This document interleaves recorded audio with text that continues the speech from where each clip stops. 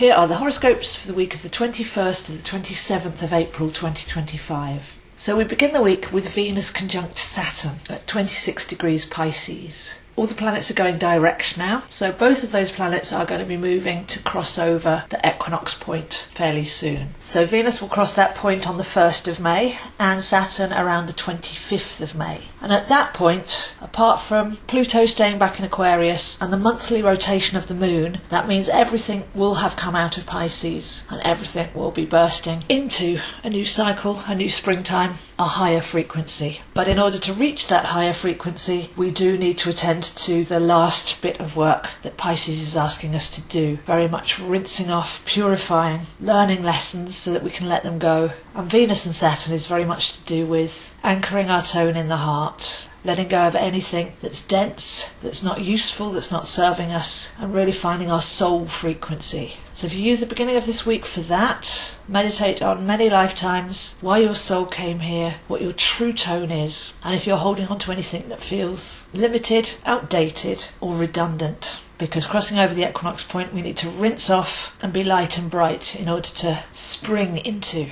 a new way of being. At the same time, the node is with Venus and Saturn, and the North Node shows us where we all are collectively. So I'd imagine this will be happening on a worldwide level, really feeling the need for a deep spring clean and a cellular rebirth. So really sacred energies there to begin the week and taking us through to the 1st of May and the 25th of May, when each of those planets will be making that sacred leap upwards. So maybe a few weeks there, but this is really anchoring that in right now. So know your heart, know your soul, know your frequency, know yourself, be authentic, and see if you can let go of narratives from the past, psychological beliefs about yourself that have built up due to series of events, but that's not the real you anymore. This is how we can let go of some of the baggage and density. Because as we know, Neptune's already gone into Aries, and the frequencies that's coming through there are actually shocking the body in some instances. If we have been holding on to lower vibrations, we need a real clean, pure, aligned and still vessel in order to be able to really make the most of these coming energies. Later in the week on the 26th, we've got Mars opposite Pluto.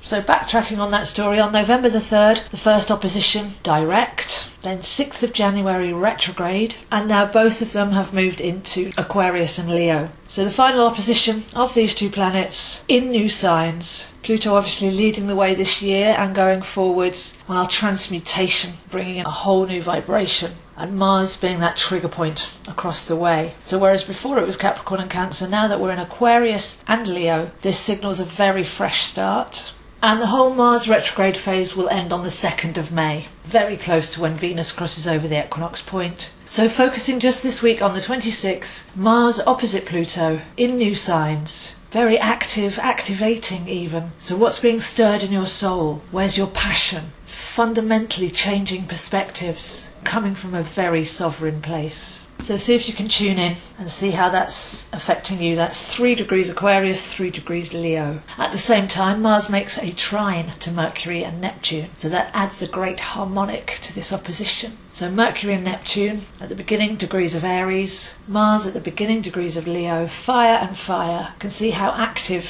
and initiatory this particular combination will be. Then on the 27th, we've got the new moon 7 degrees Taurus at 19:29 UK time, with all the other energies that I've just mentioned still in play. So we do have time to kind of unpick and discern what all these different energies mean for us. But the new moon always brings in another new start, a sense of freshness and freedom and hope. So that seals off the week really nicely on Sunday. So I feel a very reflective beginning of the week.